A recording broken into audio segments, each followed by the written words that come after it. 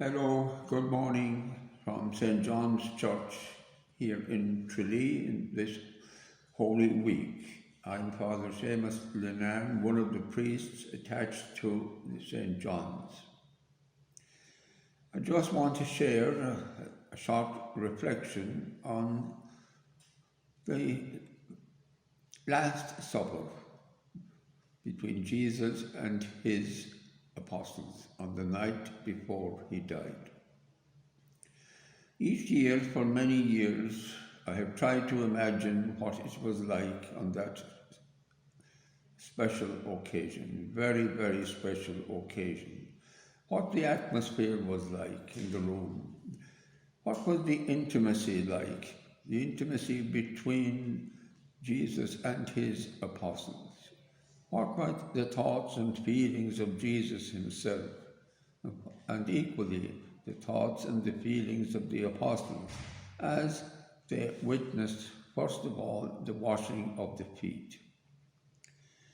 St. Luke tells us, quoting Jesus, "I have longed to eat this Pasch with you before I die."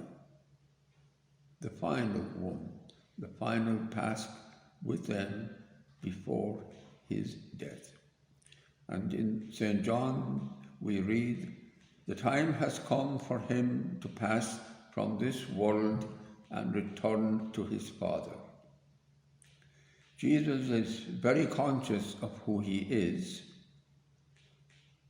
We read that he came from God and he is about to return to him. For Jesus, this is a very deliberate action. The washing of the feet is described in great detail, step by step. I wonder how surprised were the apostles? Were they shocked? Surely there must have been. Watching him and indeed watching each other. And again we read how Peter, when he comes to his turn to have his feet washed, says, "Lord, this cannot be. This must not happen to me." For Jesus, the washing of the apostles' feet was a very, very powerful symbolic act. An act that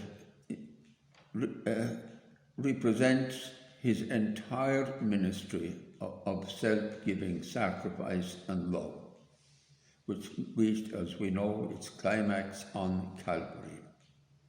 "I have given you an example.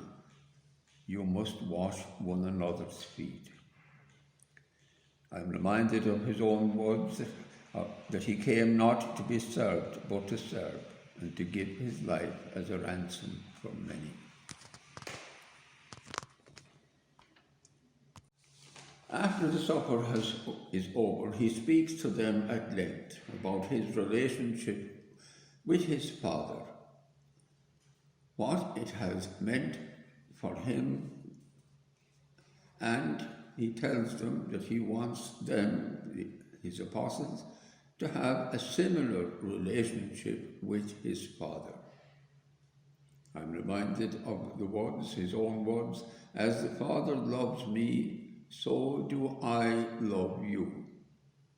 Remain in my love. I give you a new commandment to love one another as I love you. Greater love than this no one has, than that a man lay down his life for his friends." And then at the end of the long discourse with them, in St. John's Gospel, chapter 17, at the end, he prays for them.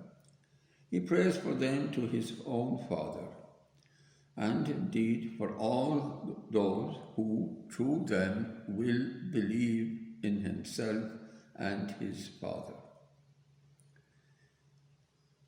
"I want those as you have given me, Lord, to be with me where I am, so that they may see the glory you have given me before the foundation of the world." And then he leaves and goes into the Garden of Gethsemane to experience what we call the agony.